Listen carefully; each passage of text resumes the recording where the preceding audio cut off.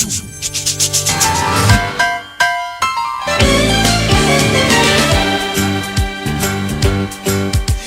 a rare condition this day and age to read any good news on the newspaper page. And love and tradition of the grand design, some people say it's even harder to find. Well, then there must be some magic clue inside these gentle walls, 'cause all I see is a tower of dreams, real love bursting out of every scene. We're gonna fill our house with happiness, but we'll smother the blues with tenderness.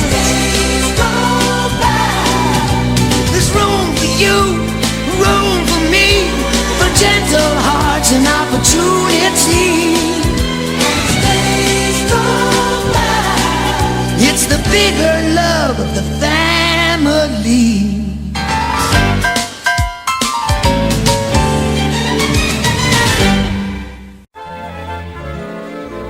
Hey everyone, it's M, and boy am I excited to talk to you about my thoughts for today, right? My thoughts for today? What's in my head for today? That one's better. Topic of the day, Ohana. If you guys haven't seen Lilo and Stitch, then you might have Googled it, or you might know some people that might know the word or have seen the movie. Ohana means family. And what's the saying that it goes? Ohana means family.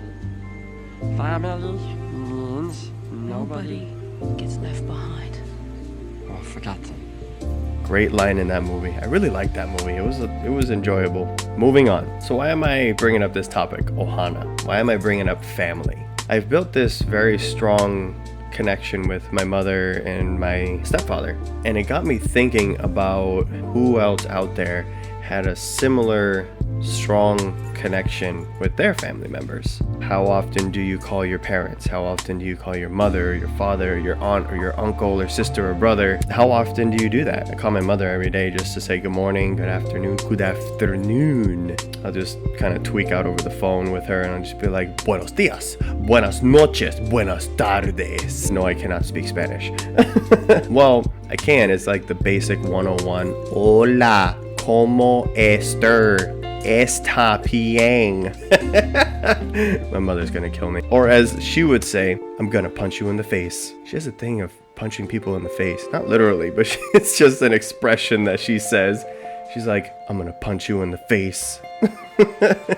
She's a nutball. My stepdad is also pretty hysterical as well too. It's like he is always on top of his game when it comes to snappy comebacks. Anytime that you try to say something to him that's witty, he's just like right there. You wouldn't even expect it. He's just very quick on his feet. And I'm learning how to do it. I'm not mastered yet, but I'm getting there. So as I was thinking of it, one of the important things that we should consider is creating and maintaining a bond with your family members. And consider it like a sacred bond.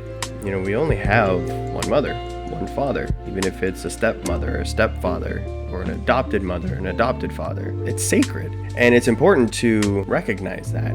You know, I understand that sometimes families can be a little dysfunctional or unstable, and we just are at each other's throats because we can't stand one another and what we say or what we do, and it's just too much for us to handle. And maybe there are situations that some parents are really strict and some parents are just not in the mood to care. It's just one of those things that even though it's difficult to experience that situation, we're at least putting in our effort to show how much we love and appreciate our parents. Because at the end of the day, they're going to notice. One way or another, they're going to notice that we're at least putting in as much effort as we can to love and support our parents.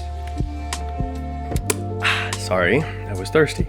And so there could be any type of family that you could have.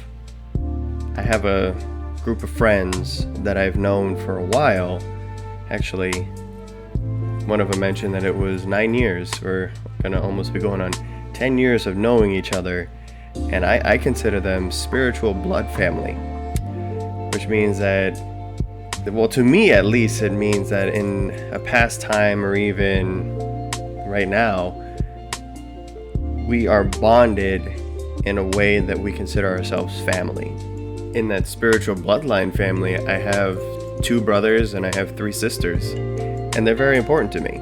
You know, they've been there for me whenever I needed some help or whenever I needed guidance, and they were there with me when I was dealing through some hard times, and I was there for them as best as I could. We built this bond that even though we had dysfunctional moments, we were still there for each other. Even though we had arguments, we were still there for each other. They're very important to me, and I don't know if it's the same for you. I don't know if you consider your closest friend a brother or a sister. And having that with you is great. It's a great feeling to have, because that helps you feel comfortable enough to consider someone as a safe haven, because you trust that person enough to talk through your feelings, to tell them how you feel or tell them your plans or your goals, and you know with full confidence that they're going to support you and they're going to help you as best they can.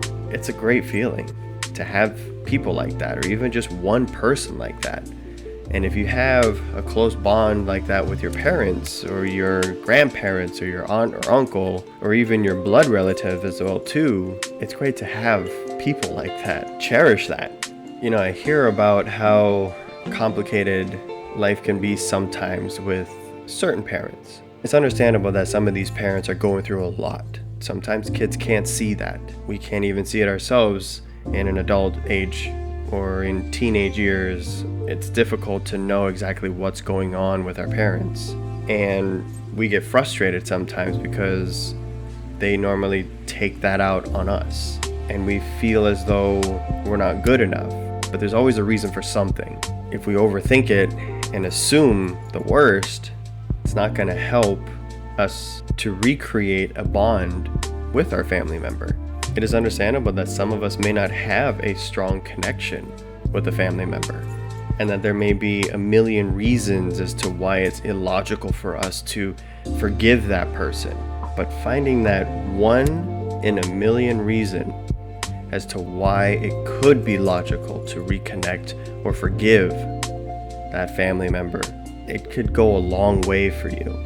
Eventually, that love is going to sprout, and you're going to see that love, and you're going to notice it, and that feeling is just going to be so mesmerizing that you just can't seem to stop smiling about it. It's a great feeling, and I know that you guys can get through it. Parents, I know you guys can get through it as well too. We all are going through our own unstable moments, but there is no I in team. We all do this together. We get through the struggles together. We support each other together. You guys are awesome people, incredible people, sensational people. You know, I'm very excited to have started this channel, because I feel that even though I scramble here and there with things to say, it still means something, because I want to put myself out there for you and help you. Remember, we got this.